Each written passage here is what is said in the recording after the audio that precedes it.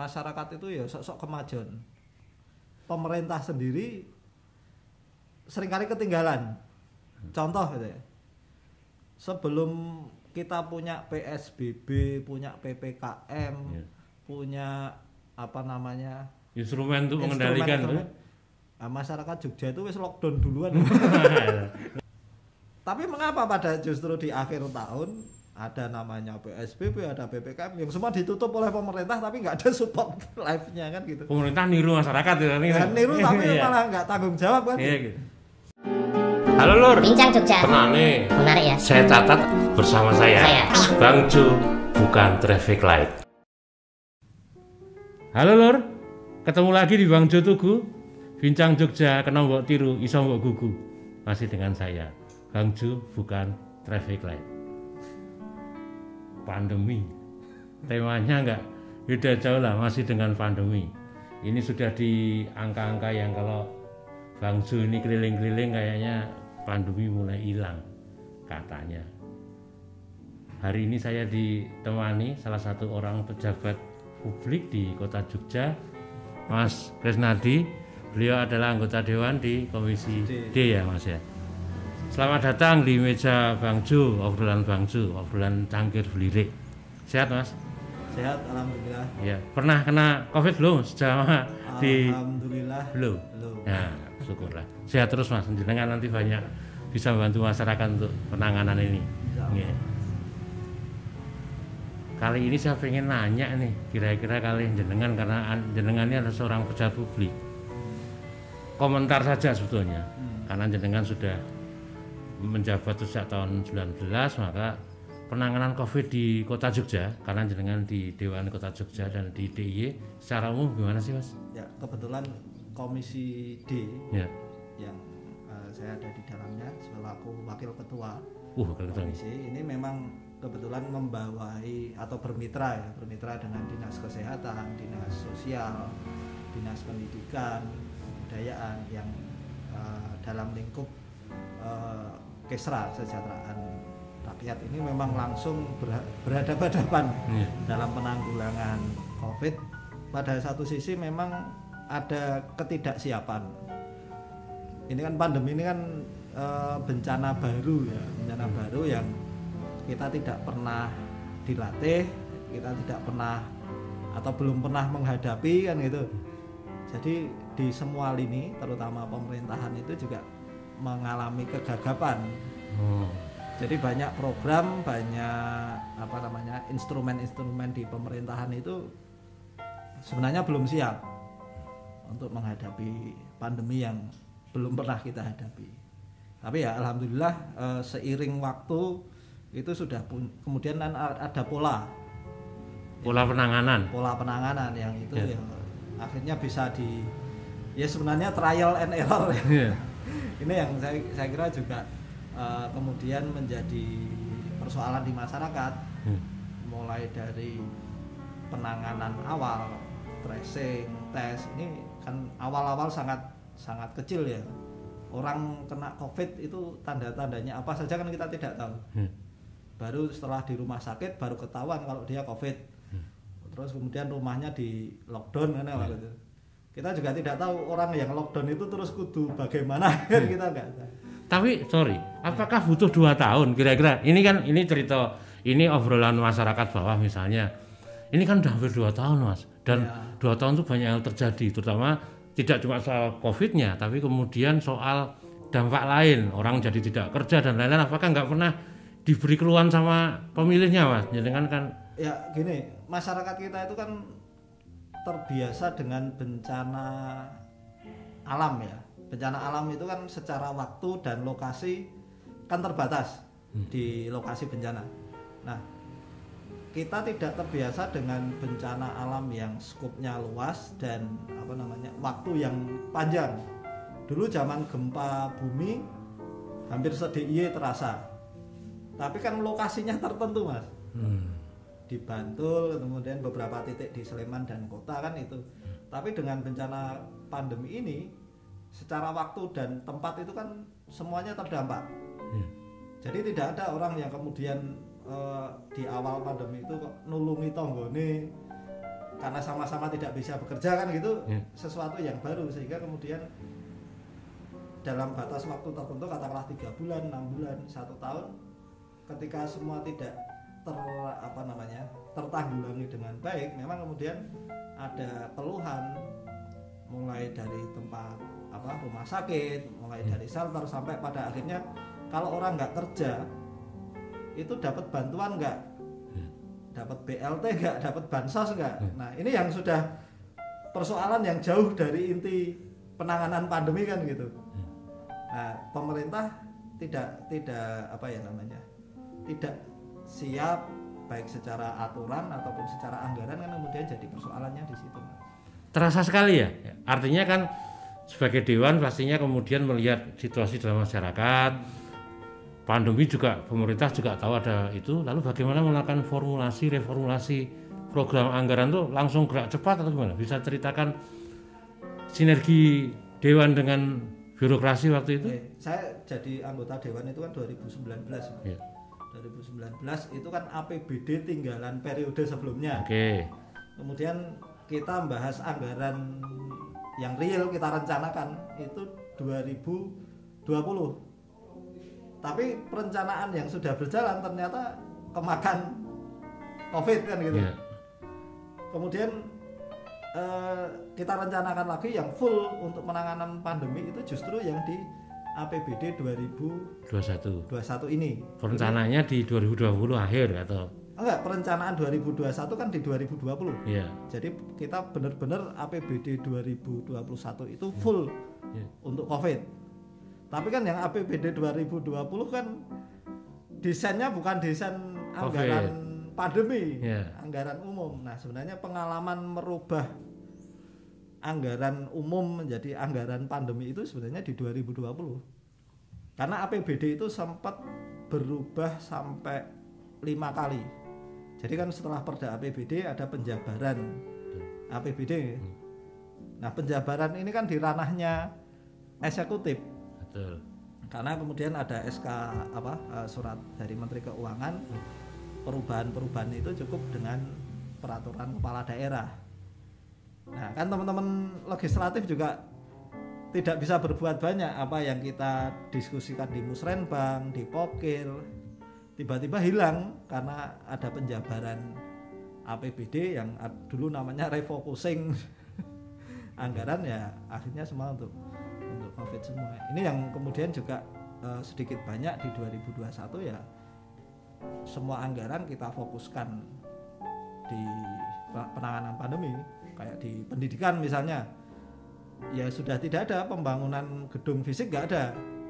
Tapi kalau penambahan wastafel, kemudian penyiapan protokol kesehatan itu full kita anggarkan. Di dinas kesehatan juga seperti itu, beberapa hal dimasukkan ke BTT agar lebih fleksibel penggunaannya. Tapi yang di anggaran umum kan hanya untuk operasional saja.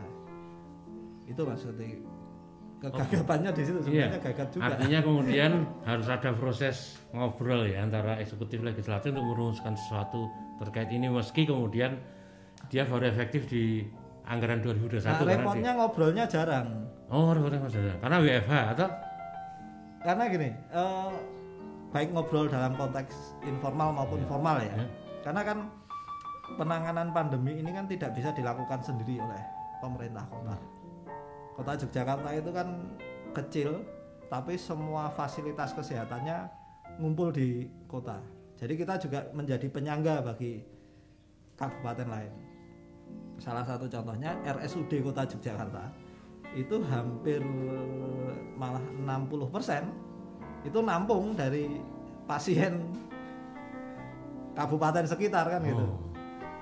Sedangkan rumah sakit swasta yang ada di Kota Yogyakarta juga sama menampung dari kabupaten yang lain. Tapi kebijakan penanganan pandeminya kabupaten kota harus mengikuti kebijakan dari provinsi, dari Pemda DIY. Ini yang kemudian obrolan antara eksekutif kota dan legislatif kota menjadi jarang dilakukan, karena kemudian banyak yang top down juga dari DIY. Tapi itu berarti memang ada persoalan ya soal itu ya. Lalu apakah itu kemudian menjadi tanda kutip nih, kita kan orang luar yang nggak ngerti istilahnya dapurnya kebijakan itu gimana. Untuk itu ledakan yang kemarin terjadi itu kemudian apakah itu bisa katakan menandai adanya satu kegamangan atau apa, atau memang sesuatu yang ekstraordinari sehingga begitu atau bagaimana itu Mas? Contoh kecil ya Mas, ketika kita awal-awal pandemi gitu ya, ketika kita mengidentifikasi orang yang terinfeksi COVID, itu tidak bisa semata-mata kemudian ditangani oleh pemerintah kota sendirian, karena kan infeksinya ini meskipun warga kota, bisa jadi dia itu KTP-nya atau domisilinya itu di luar kota. Misalnya KTP-nya kota, tapi tempat tinggalnya di Bantul atau tempat tinggalnya di Sleman. Begitu juga tempat tinggalnya di kota, tapi KTP-nya kabupaten misalnya. Nah, otomatis koordinasi penanganannya ini harus sampai ke Dinkes DIY. Karena kabupaten, masing-masing kabupaten kota itu hanya boleh menangani yang sesuai penduduknya. Nah, ini yang kemudian koordinasi itu yang kita kesulitan. Tidak ada inovasi gitu sebenarnya. Belum. Kasih bridging tertentu lah. Awal-awal itu belum ada. Belum ada kesepakatan atau belum ada kesepakatan itu. Meskipun secara kemanusiaan, misalnya saya kalau ngomong sama direktur RSUD kota juga susah juga, Bu, bisa nggak saya minta kuota 10, 20 atau 30% tempat tidur COVID itu untuk warga kota. Wah, secara kemanusiaan nggak bisa Pak, kita nggak boleh menolak. Tapi dalam situasi yang sangat darurat, ketika warga kota itu kesulitan mencari rumah sakit, ya kami yang di legislatif mau nggak mau ya harus ambil tanda petik intervensi lah. Ini warga kota, kenapa nggak bisa dirawat di RSUD kota? Nah, itu yang kemudian memaksa rumah RSUD dan Dinkes kota itu kemudian menciptakan semacam sistem buffer. Jadi sepenuh-penuhnya rumah sakit paling tidak ada slot khusus untuk warga kota. Bagaimana dengan fasilitas kesehatan dimiliki swasta? Tidak adakah upaya intervensi yang lebih efektif misalnya? Karena sebetulnya kalau bicara soal layanan kesehatan di kota Jogja kan banyak toh. Masalahnya kan kalau dari konteks legislatif kan kita nggak bisa intervensi di swasta. Bikin MOU gitu atau saya gitu? Ya susah, itu kan koordinasinya kan di DIY Mas. Nah baru kemudian setelah beberapa bulan, 6 bulan pasca tanggap darurat baru ada koordinasi. Meskipun kita waktu itu mencari tempat tidur yang kosong itu sebenarnya nggak ada sistem yang benar-benar valid kan itu. Di pemerintah itu ada di antar dinas kesehatan ada namanya SPGDT, sistem penanganan gawat darurat. Tapi setiap kali kita akses itu jedanya lama. Jeda itu maksudnya? Jadi antara rumah sakit ada yang kosong, tapi kan semua input orang nyari kan harus ke sistem pusatnya. Jadi informasinya nggak terdiri cepat gitu kan? Jadi begitu juga rumah sakit kalau ada yang kosong itu lapornya juga lama, tidak real time. Terakhir SPGDT itu diubah pakai Siranap yang pusat lagi di kementerian. Itu juga sama. Antara real rumah sakit sama yang terlaporkan di media di online-nya itu nggak nyambung. Di rumah sakitnya kosong, tapi di Siranapnya penuh. Masih penuh gitu. Atau sebaliknya.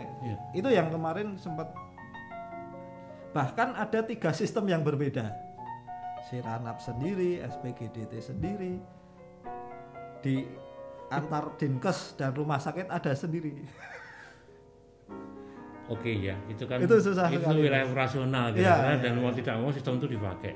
Tidak adakah upaya melakukan intervensi politik misalnya, kan jenengan kan orang politik karena dewan untuk memutus kerumitan. Kira-kira kalau warga kan nggak pernah ngerti barang ini Mas, tapi prinsipnya kalau saya sakit dilayani gitulah. Jadi gini, yang membuat susah penanganan pandemi waktu itu ada istilahnya saya lupa.